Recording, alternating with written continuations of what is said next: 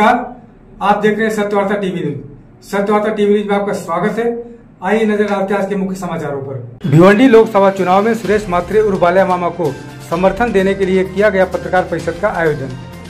बता दें, बंजारपट्टीना का 31 सनोवर हॉल में आरपीआई सेक्युलर के प्रदेश महासचिव एडवोकेट किरण चिन्ने द्वारा पत्रकार परिषद का आयोजन कर पत्रकारों को जानकारी देते हुए क्या कहा, ये देखते हैं। या 10 वर्षाच्या काळामध्ये इथला शेतकरी असेल, शेतमजूर असेल, विद्यार्थी असेल, बेरोजगार असेल, महिला असतील, महिला सुरक्षिततेचा प्रश्न असेल, या सर्व बाबतीमध्ये भाजपा सरकार पूर्णतः अपयशी ठरलेली आहे।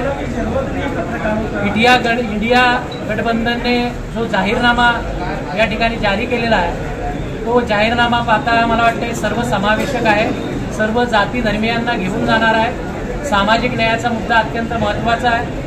भारतीय जनगणना असेल, जातीय जनगणना असेल, गरिबीची जनगणना असेल, हे सर्व जे मुद्दे आहेत हे मला वाटते देशाच्या हिताचे आहेत। भाजपानं ज्या पद्धतीने 10 वर्षामध्ये आपला राज्यकारभार केलेला आहे, हा राज्यकारभार एक प्रकारे हुकुमशाह पद्धतीने केलेला आहे। सर्व स्वायत्त संस्था, मग इन्कम टॅक्स असेल, सीबीआय असेल, ईडी असेल, यांचा अत्यंत गैरवापर केलेला आहे। संविधानाची जी मूल्ये आहेत ती संपवण्याचं काम देखील भाजपा शासनानं केलेलं आहे आणि संपूर्ण देशामध्ये अत्यंत एक भयावह अशी परिस्थिती आहे। अशा काळामध्ये सर्वसामान्य सगळ्या जाती धर्मातल्या सर्वांना असं वाटतंय की भाजपाचं शासन नको आहे आणि याच्या विरोधामध्ये मोठ्या प्रमाणात सर्व स्तरावरून विरोध होतोय। Republican party of India secular आणि जे बाबासाहेब आंबेडकरांच्या विचारांना मानतात, फुलेशाहू आंबेडकरांच्या विचारांना मानतात, अशा सर्व पक्ष संघटनांनी भारतीय स्तरावर, देशाच्या स्तरावर असा संकल्प केलेला आहे की भाजपाला कुठल्याही पद्धतीनं हरवणं आणि याच्यासाठी सर्व परीनं प्रयत्न करणं, त्याचाच भाग बनवून इंडिया आघाडीला आंबेडकरवादी अनेक संघटनांनी, त्याचबरोबर Republican party of India secular या पक्षानं आधीच पाठिंबा जाहीर केलेला आहे।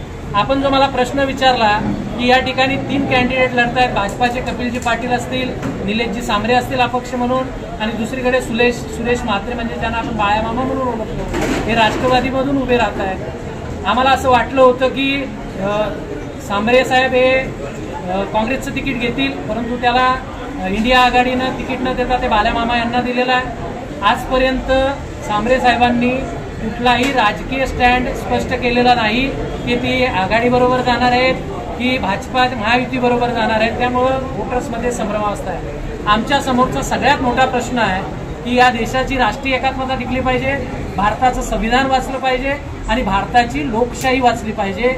या मुद्द्यावर आंबेडकरीवादी विचारांचं, विशेष करून बौद्धांचं आणि दलित समाजाचं, त्याचबरोबर धार्मिक अल्पसंख्याक समाजाचं कुठल्याही पद्धतीनं मतांचं विभाजन होऊ नये। ती मतं विभाजित झाली तर त्याचा फायदा भाजपा पक्षाला होतो, हे आतापर्यंत 10 वर्षाच्या काळात सिद्ध झालेलं आहे आणि म्हणून यापुढे या मतांचं विभाजन होऊ नये। इंडिया आघाडीचं सरकार, या देशामध्ये गठबंधनचं सरकार आलं पाहिजे, ही आमची प्रामाणिक इच्छा आहे आणि म्हणून आज रोजी आम्ही भिवंडी लोकसभा मतदारसंघामध्ये सर्वच विधानसभा क्षेत्रातील सर्वच पदाधिकाऱ्यांच्या उपस्थितीमध्ये सुरेश म्हात्रे अर्थात बाळ्या मामा यांना पूर्णतः समर्थन देण्यासाठी आजची पत्रकार परिषद घेतलेली आहे। भिवंडी कॉन्स्टिट्युशनमधले जे महत्त्वाचे प्रश्न आहेत, मग रेल्वेचा प्रश्न असेल, रस्त्यांचा प्रश्न असेल, पाण्याचा प्रश्न असेल आणि सर्वांच्या जिव्हाळ्याचा जो प्रश्न आहे तो म्हणजे टोरेंट कंपनी। ही टोरेंट कंपनीला हरवण्यासाठी, तिला इथून पळवण्यासाठी आम्ही अनेक आंदोलनं केली। भाजपानं या बाबतीमध्ये कुठलीही भूमिका घेतलेली नाही। उलट पक्षी भाजपा पक्षानं 185 कोटीचे इलेक्ट्रोल बॉन्ड घेऊन त्यानंतर महानगरपालिकेला टोरेंट कंपनीचे जे भाड्यापोटी देणं होतं 285 करोड रुपये, ते देवेंद्र फडणवीस यांनी अध्यादेश काढून माफ केले। हे माझ्या मते भिवंडीच्या जनतेची लूट आहे। त्यामुळे या बाबतीमध्ये आम्ही जन आंदोलन करणार आहोतच आणि करत आलेले आहोत। त्याचबरोबर कोर्टामध्ये या स्कॅममध्ये जे सहभागी आहेत त्यांना आरोपी करा। त्याचबरोबर कोर्टानं महाराष्ट्र शासनानं जो बेकायदेशीर अध्यादेश काढून 285 कोटी रुपये जे भिवंडीच्या जनतेच्या रक्ताचे घामाचे होते, जे भिवंडीच्या विकासासाठी वापरला आले असते, ते टोरेंट कंपनीला देऊन एक प्रकारे भिवंडीच्या जनतेची लूटमार केलेली आहे। आणि त्यामुळं बाळ्यामामा यांनी आतापर्यंत टोरेंट कंपनीला हटवू अशा पद्धतीची जी भूमिका घेतलेली आहे, त्यांच्याबरोबर त्या भूमिकेत आम्ही सहभागी राहू आणि येणाऱ्या 10 दिवसात या 5-6 दिवसात आम्ही मुंबई हायकोर्टामध्ये रिट फाईल करणार आहोत की टोरेंट कंपनीला 285 कोटी रुपये परत करण्याचे आदेश महाराष्ट्र शासनाला करावेत। त्यामुळं आमचं हे आंदोलन जे आहे, आमची जी भूमिका आहे ती संविधानाला वाचवणारी आहे, आमची भूमिका ही लोकशाहीला वाचवणारी आहे, आमची भूमिका ही देशामध्ये राष्ट्रीय एकात्मता स्थापन व्हावी याच्यासाठी आहे आणि सर्व देशातील नागरिकांच्या हितासाठीची आहे, हे आपण लक्षात घेतलं पाहिजे अशी आपल्याला विनंती आहे। बाळ्यामामा किंवा मी या बाबतीतलं सर्वेक्षण करू, आता या घडीला आपण त्यांना काय सल्ला द्या? मी त्यांना एवढंच सांगेन की आजच्या घडीला उद्धव ठाकरे गट बाळ्यामामा यांच्या बरोबर आहे। दलित आणि मुस्लिम 90% वोटिंग ही मला वाटतं इंडिया गठबंधन आघाडीच्या बाजूने होईल, तसा आम्हाला जनतेमध्ये जनमानस दिसतो।